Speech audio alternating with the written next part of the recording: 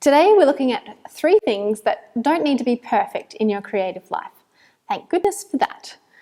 And instead of feeling blocked and like you're having to wait until the future to be able to express your creativity, you can get started today.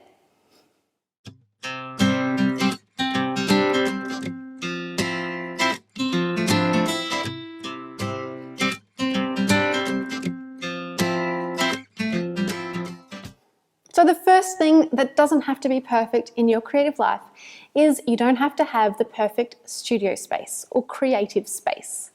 In fact, when I first started as a painter, I actually dug out with a shovel about a foot of dirt underneath my house. It was a semi-raised Queenslander house, but it didn't have a very high ceiling for my head, and I couldn't stand up in it. So I actually dug out the dirt, bought a table from St. Vinny's for, I think it was $15, shoved it in underneath my living room and set up. I was in business. That's where I made most of the paintings. I think I'd say 85% of the paintings for my first solo exhibition.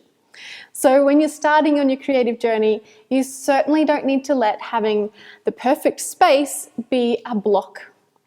And we talk about ways that you can transform even a spare room or your garage or the corner of a room into your sacred creative space in my online program, Flourish with Painting and Creativity, and give you some tips about how you can protect your walls and floors and furniture and all those sorts of things. So it doesn't matter if you're in a large home or a little unit, you can actually carve out a place to be creative.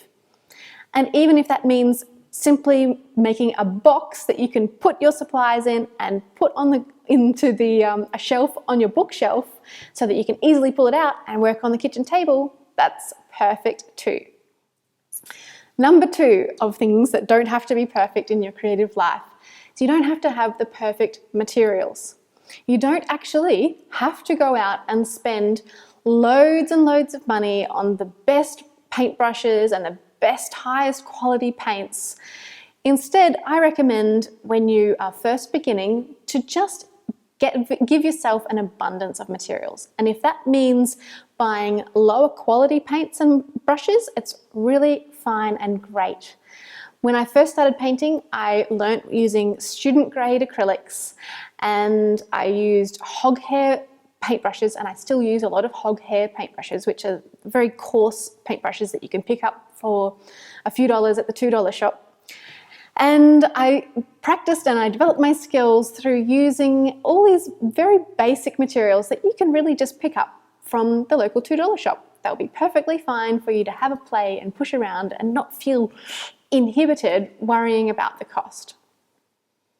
Number 3 of things that don't have to be perfect in your creative life is you don't have to have the perfect skills.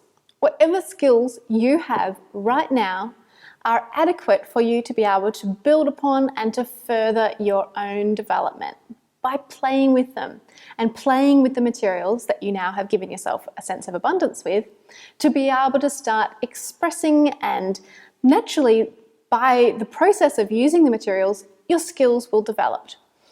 So you don't have to feel like you can only have the skills of an artist or a creator that you admire, and if you don't have those skills that you can't create. In fact, you can use whatever you can already do to start right where you are expressing your creativity.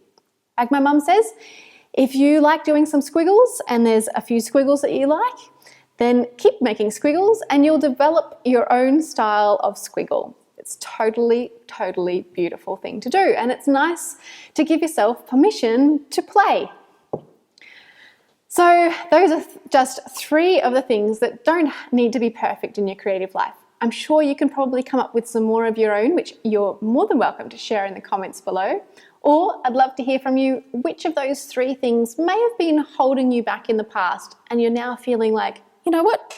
I'm not going to let that stop me. I'm going to jump in and I'm going to start to play with my creative life this weekend or today. I'm wishing you a beautiful week. Take care of yourself, be kind to yourself, and nurture your creativity. And I'll see you again soon. Bye.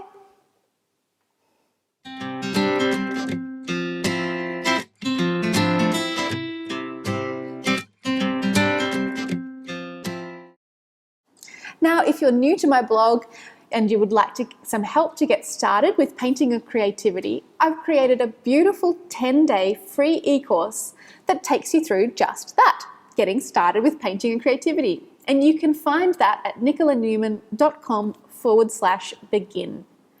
And in there you'll be taken through how to paint an abstract painting, we'll do some writing and some photography exercises, and it's loads of fun.